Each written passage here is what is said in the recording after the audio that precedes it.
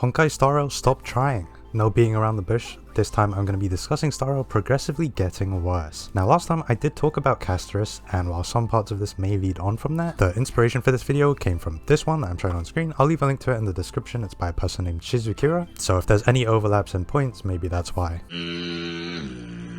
One thing I really quickly want to bring up is the fact that this game doesn't really rely on strategy at all, at least not anymore. There's no real skill expression, there's barely any unique playstyles, excluding the memes about, Jing Yuan being like revived with every new support and all of that. It feels like there's little effort to expand team styles, they simply just jump from one thing to the next, so from follow-up to break to whatever, for example, and that's kind of why old units feel so much worse. But yeah, I'll expand on that a bit later in the character section.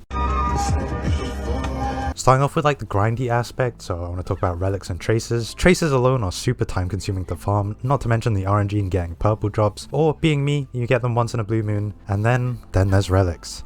It's way too hard to get good relics. I understand the need for grinding in a game like this, where it's like you grind in every aspect, it's all gacha related. Don't confuse this with me saying relic grinding needs to be removed and you should get perfect relics. I disagree with that. Obviously there is a somewhat fun aspect of trying to get the best relic. I just think it's crazy that you can grind for weeks and weeks, if not months, and just get 0 in return. And then it happens, you finally get a relic that starts off with 4 lines and it's double crit, and then it just rolls terribly. Hey, don't worry though, you can use that precious reroll item just for it to roll terribly again. Hell, it could literally get worse. Even self-modeling resin is way too rare. It is not good enough to justify how rare it is. It literally puts you on the starting line, it does nothing else. Somewhat of a solution to this could be putting it in the monthly shop alongside the 5 tickets you get for the standard and the limited pass thing. Even then, it would still be extremely rare if it was only 1 copy a month, but I digress. Anyways, I want to move on to Lightcones. Now, I think that 4-star and 3-star Lightcones should not be locked behind any gacha, i.e. dance. Why is that so rare? There is a shop system with literally dozens of Lightcones. Just add all the Lightcones to a shop. Just make it easier. Struggle harder. Even if it's somewhat expensive in terms of like, what is it called, Undying Embers or whatever, no one is really topping up and giving them more money just to pull 4-star Lightcones, so it's hardly a sacrifice at all. Any of those clear videos you see that are like a desperate attempt to disprove power creep almost always has at least one S5 DDD, and I've been doing account reviews for a damn while now, so I can guarantee I know more about what general players are going through compared to a lot of other people. A lot of those accounts barely have 1 copy of DDD, let alone an S5 one or more than one. That dumbass Lightcone is rare as shit, and that's not the only one that's good, it's just one of the more notable ones. The fact that a newer player can be considered lucky for having a 4-star Lightcone is crazy to me. I don't know. I'm just saying this shop system would save this. Next up, I'm going to be talking about characters. Now, must pull characters is genuinely not a term that should exist. Fuck that whole concept, that shit is retarded. Here's a new character, they're good against everything until we want more money. Then the newer unit will be good against everything, and that old one, yeah, they're not gonna be as good. That's just how gachas work. Okay, but this system is actually worse than other gachas. It's also just really lazy. It's just telling me that you can't really come up with anything that's a good kit, so it's just based on making shit as OP as possible. A clear sign that you don't care and you're not interested. A company with this much funding can't hire some new and innovative minds that can just come up with some, at least fresh ideas. And I really don't like the take, why don't you do it?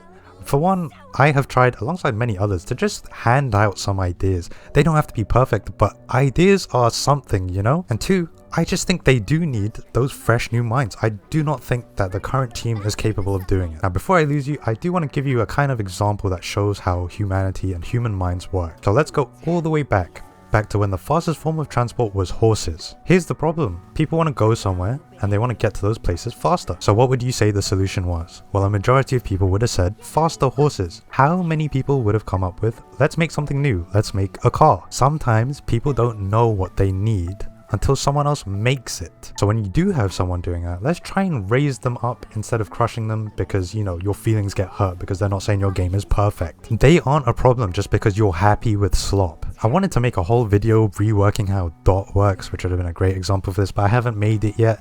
And also, I just need some more ideas on it. What are we doing, man? I'm lightly stroking it, and it's coming out viciously. The next topic I want to bring up is enemies. Remember when I referenced this video? I highly recommend checking it out as it explains it better than I probably could. All I will say is that there are absolutely more ways to make bosses have interesting kits, other than kill the small thing it summons, then kill the big thing that it is. Just reskinned a bunch of times. Next topic, the story. Add a skip button. I'm tired of pretending Shaoji can write. He can't. It's literal dog shit yap, followed by a cool cutscene or maybe a bit of artwork, which the artwork scenes really aren't that interesting either. Sure, the art is great, but it's not any more engaging really. The storytelling is so unimmersive, it just ruins it for me. I understand they might not have the time to make every bit of dialogue have a cutscene to go with it and be perfectly animated. Just make less dialogue. Have important dialogue trees. Have different dialogue trees. That way you can actually interact instead of giving one of two options, both leading to the exact same thing. Whilst Belobog wasn't perfect, it was definitely above the storytelling that they've been providing as of late, especially starting from Penacony. Penacony did suck. I've gone through most of the story twice. In fact, some of it I've even gone through 3 times because I've managed 3 accounts. I can guarantee it is boring. Part of me was hopeful when they said the story would be longer. I thought they'd be putting more effort in, but it turns out I was wrong. Don't worry though guys, devs totally listened.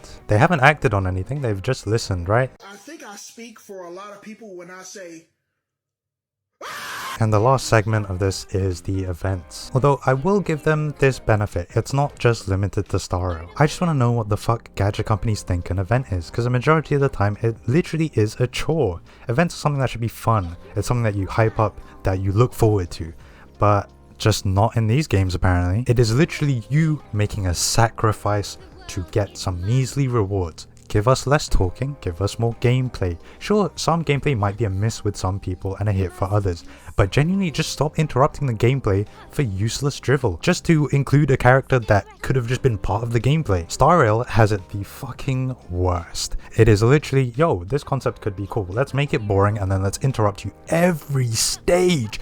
Every stage you get taken out of the gameplay to talk to an NPC or a character. How is that fun? And you know, some of you guys are so far gone, you literally are grateful that an event has less shit to do. It is literally, oh wow, this event was super short, it's good. Oh wow, they didn't do anything for this event, thank goodness. You're happy to get reward for nothing, that's not an event. And lastly, the bonus round. I'm going to talk about some of the comments I saw on my Castorice video, and I was just curious really how you people are real. We've got one of them, which is actually my favorite one. I pinned this one. A little boy is crying that Hoyo are bad. Nothing new in the Hoyo community. What the fuck even is this comment? And watch out guys, we got a tough guy in here. He's used to dog shit. And then there's the one under this, which is it's just a revive, not even a buff. Damn, can you imagine if I talked about that in the video? That's crazy. Next up, we've got someone who completely missed the point. I didn't plan to pull her, but I will pull her if she has account buffs. I mean, hey, enjoy your game whilst it lasts, buddy. It will probably still not end of service or anything like soon after, but the player base will dwindle because no one's going to want to play a game where you have to pull every character for buffs, because then it stops being team focused and it starts being unit focused, so you need all of the units to get all of those buffs. You see how bad that is? You see how unfriendly that is, especially to free-to-plays? Hey, you know that follow-up team that used to work? Well, actually, you need 6 other units and their passive buffs for this team to actually do decent damage. Hey, that's fun though. Shout out the other guy though. He was really trying to help make this guy see the light. But you know, if someone's covering their own eyes, you can't really do much. Yup, don't let CCs who don't know how to play influence you. Hey, look, if I don't know how to play, that's fine. What does that have to do with my point? Honestly, this was up there for the most retarded comment I've seen, because like genuinely it doesn't matter. I could be the worst Honkai Star Rail player. It does not invalidate any of the points I made. But this one was almost my favorite one, and it's the person that says, I am not trying to defend Hoyo. I am one of the loudest complainers about the smallest stuff in every Hoyo game in the Discord server that I'm most active in. Okay, so he's going to be really critical on this. That said, completely assuming global passives are either a one-time thing or stay irrelevant as Castorice's one. Alright, okay, hold up. The entire revive mechanic is a band-aid. Clear that wasn't good enough for endgame anyway. That's why Bailu and every revive passive in Genshin and most other games usually fail. Okay, let me stop you there for a bit. They're gonna add a boss that drains your health to 1 HP and also does a splash attack afterwards. So they're planning a boss that drains your health to 1 HP and then kills you.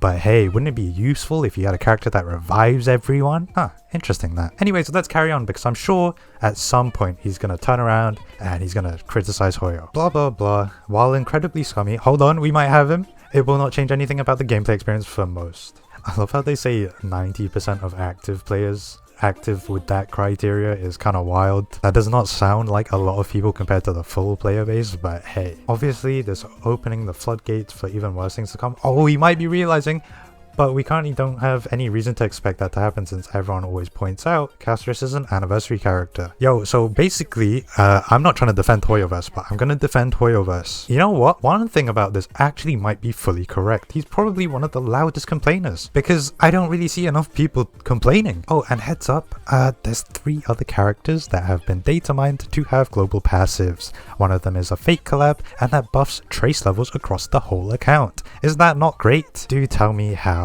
you know, it's not going to be a big issue and it's only going to be this one-time thing. It's only this anniversary thing. Anyways, you know, that's all for my drama farming video. This is just the frustration of a guy that's basically lost his favorite game. Catch you on the flip side.